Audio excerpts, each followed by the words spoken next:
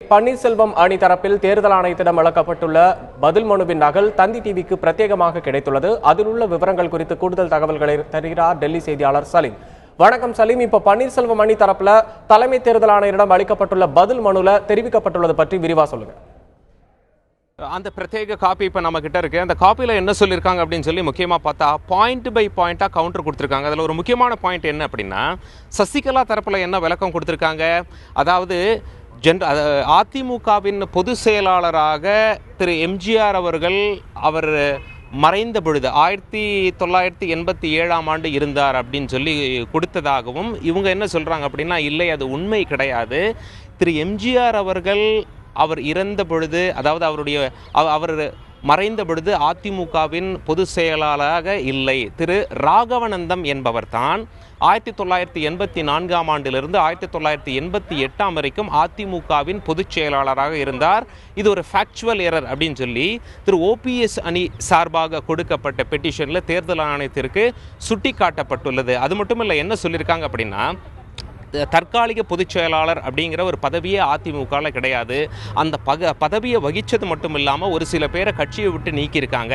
அதனால் இவங்க யாரெல்லாம் கட்சியை விட்டு நீக்கினாங்களோ அதெல்லாம் செல்லாது. அது மட்டும் இல்லாமல் டிடிவி தினகரன் என்பவர் அதிமுகவின் உறுப்பினர் கிடையாது. அவர் அதிமுகவுடைய துணை பொதுச் செயலாளராக நியமிக்கப்படுவதற்கு முன் ஒரே நாளில் அவர் அதிமுக உறுப்பினராகவும் சேர்த்திருக்காங்க. அன்னைக்கே அவரை அதிமுகவின் துணை பொதுச் செயலாளராக நியமித்திருக்கிறார்கள். அது மட்டும் இல்லை, அவர் மேலே என்னெல்லாம் வழக்கு இருக்குது, இந்த ஃபெமா அப்படின்னு சொல்லி சொல்லுவாங்க, ஃபாரின் எக்ஸ்சேஞ்ச் ரெகுலேஷன் ஆக்ட், அமலாக்க பிரிவு எவ்வளவு அபராதம் போட்டிருக்கிறது, சென்னை உயர்நீதிமன்றம் இந்த வழக்கை எப்படி அணுகியிருக்கிறது அப்படிங்கிற ஒரு ஆவணத்தின் நகலை அங்கே சமர்ப்பித்து இப்படி ஒரு குற்ற பின்னணி கொண்டவர் எப்படி துணை பொதுச் செயலாளராக நியமிக்கப்படலாம் அப்படிங்கிற ஒரு கேள்வியையும் எழுப்பியிருக்கிறார்கள் திரு ஓபிஎஸ் அணி சார்பாக இன்று தேர்தல் ஆணையத்தில் கொடுக்கப்பட்ட மனுவில். இப்படி காரணங்களை அடுக்கிக் கொண்டே போறார்கள்.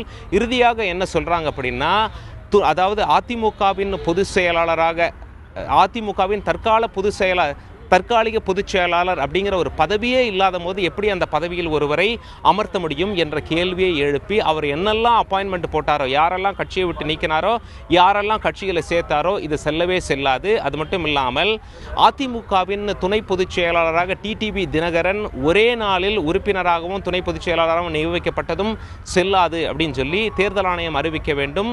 அதிமுகவின் பொதுச் செயலாளரின் தேர்தலை தேர்தல் ஆணையத்தின் கண்காணிப்பில் நடத்த வேண்டும் அப்படிங்கிற மாதிரி ரொம்ப ஆணித்தனமாக சொல்றாங்க. இது மட்டும் இல்ல, அதிமுக தற்காலிக பொதுச் செயலாளராக சசிகலா அவர்கள் பொதுக்குழுவை கூட்டி பொதுக்குழு தேர்ந்தெடுத்தார்கள் அப்படின்னு சொல்லி யாரெல்லாம் பொதுக்குழுவில் இருந்ததா ஒரு பட்டியல் தேர்தல் ஆணையத்துக்கு கொடுத்திருக்காங்க. ஆனா உண்மை என்னன்னா, அந்த கூட்டம் கூட்டுறதுக்கு முன்னாடி அந்த கூட்டத்திற்கு இது பொதுச் செயலாளரை தேர்ந்தெடுக்க போகும் ஒரு கூட்டமாக அமையவிருக்கின்றது என்பதை முன்கூட்டி அறிவிக்காமலேயே, அவங்களுக்கெல்லாம் தகவல் சொல்லாமலேயே அவர்களை வர சொல்லி அவர்கள்கிட்ட ஒப்புதல் வாங்கித்தான் தற்காலிக பொதுச் செயலாளர் என்று நியமிக்கப்பட்டுள்ளார். அதுக்கு எங்ககிட்ட ஆதாரம் இருக்கு அப்படின்னு சொல்லி தக்க ஆவணங்களை எல்லாம் கொடுத்து இந்திய தேர்தல் ஆணையத்திடம் சமர்ப்பித்து பல்வேறு கோரிக்கைகள் முன்வைத்திருக்கிறார்கள். அந்த பிரத்யேக நகல் இப்போ நம்ம கிட்ட இருக்கு, தந்தி டிவி கிட்ட இருக்கு. இந்த காரணங்களை எல்லாம் சுட்டிக்காட்டி அவர்கள், அதாவது சசிகலா தரப்பில் வைக்கப்பட்டிருக்கும் பதிலுக்கு சாதகமாக எந்த எவிடன்ஸும் போதல, அவங்க சொல்றதில் நிறைய பிழை இருக்கிறது, அது மட்டும் இல்லாமல் முரண்பாடுகள் நிறைய இருக்கிறது அப்படின்னு சொல்லி உண்மையான அதிமுக நாங்க தான் அப்படின்னு சொல்லி அந்த லெட்டர்ல குறிப்பிட்டிருக்கிறது மிக தெளிவாக தெரிகிறது. இதைத்தான் தேர்தல் ஆணையத்திடம் ஒப்படைத்துள்ளனர். சலீம், இப்போ அதிமுக தற்காலிக பொதுச் செயலாளராக சசிகலா தேர்வு செய்யப்பட்டது செல்லுமா செல்லாதா அப்படின்றத வரும் திங்கட்கிழமைக்குள் அறிவிக்கப்படும் அப்படின்னு தேர்தல் ஆணையம் சொல்லி இருக்குது.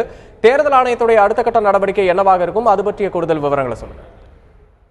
தேர்தல் ஆணைய வட்டாரங்களில் இப்பொழுது நாம் விசாரித்தோம். இந்த மாதிரி வழக்கு நீங்கள் இரு தரப்பிலையும் கருத்து கேட்டீங்க, உங்களுக்கு போதுமானதாக இருக்கிறதா, உங்களுடைய மனம் நிறைவடைந்து விட்டதா, தீர்ப்பு எப்பொழுது கொடுப்பீர்கள் அப்படின்னு சொல்லி அவங்க என்ன சொல்கிறாங்க அப்படின்னா, சனிக்கிழமை நீங்கள் தீர்ப்பை எதிர்பார்க்கலாம், இல்லை என்றால் திங்கட்கிழமைக்குள் எங்களுடைய தீர்ப்பை நாங்கள் சொல்லிவிடுவோம். இப்போ ஓரளவு எங்களுக்கு தெளிவான பிக்சர் கிடைச்சிருச்சு.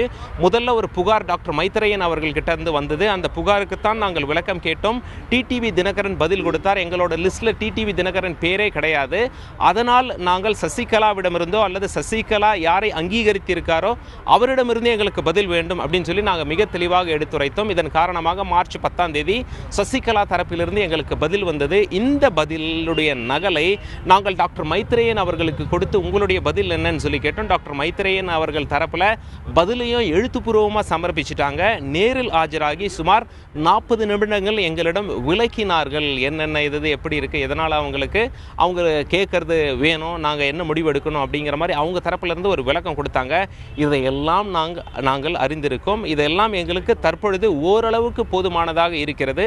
இருப்பினும் கொஞ்சம் தகவலை நாங்கள் சேகரித்த பிறகு சனிக்கிழமையோ அல்லது அதிகபட்சம் வரும் திங்கட்கிழமைக்குள்ளாக எங்களுடைய தீர்ப்பை, அதாவது சசிகலா அவர்களை பொதுச் செயலாளராக, தற்காலிக பொதுச் செயலாளராக நியமனம் செய்தது செல்லுமா செல்லாதா என்ற முடிவை வரும் திங்கட்கிழமைக்குள் அறிவிக்கப் போவதாக தேர்தல் ஆணைய வட்டார தகவல்கள் நமக்கு தெரிவித்தன. உங்களுடைய தகவல்களுக்கு நன்றி சலீம்.